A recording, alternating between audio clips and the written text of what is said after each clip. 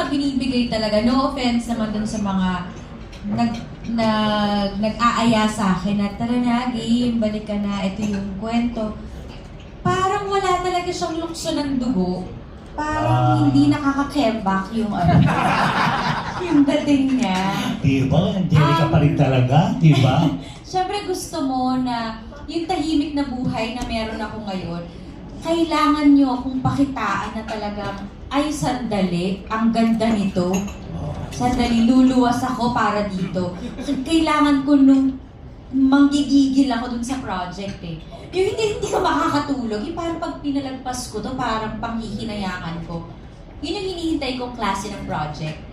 Nung nag-text sa akin si Direk Jeff, kinabahan na ako. Kasi love ko si Direk Jeff. Ano yung text? Ano yung text, Angge? Hi, Angge. Pwede ba kami mag-present sa'yo ng film? Sila ni Attorney Joji nag-message sa akin. Halos sabay, same day. Parang pinag-usapan nilang i-ano ko. Hindi ba same day yun? Parang same day. Parang may naramdaman ako. Ano ito? By the way, meron yan ganito. Tapos, may number ka ba ni Angelica, Uge? By any chance? so may ganon, may para akong napagtulungan.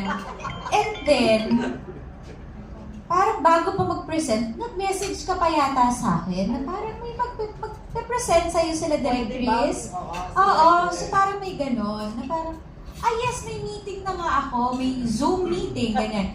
Nung nag-Zoom, lumabas ang picture nito.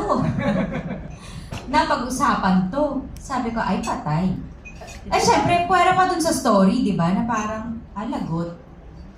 Wala, parang right then and there. Parang wala na kami ibang pinag-usapan. Parang schedule na yung next. Kasi, yun na. Tulad ng sinabi ko, hindi mahihirapan ako pag pinalagpas ko yung project. Ayaw ko ng mga ganun eh. May, nangyari na yun sa akin before na parang, na hanggang ngayon pinagsisisihan ko. So, parang, pag may maganda akong project na dumadating sa akin ngayon, ayokong palagpasin. Pero may mga passable naman. Pero yun nga, kasi tahimik na ng buhay ko, di ba? So, kailangan ko ng worth it kailangan worth it. So, nung dumating to, Worth it talaga. worth it talaga. Hindi ko kayo bibiguin dito sa pelikula. Oh, Lakas ng puwersa ni Attorney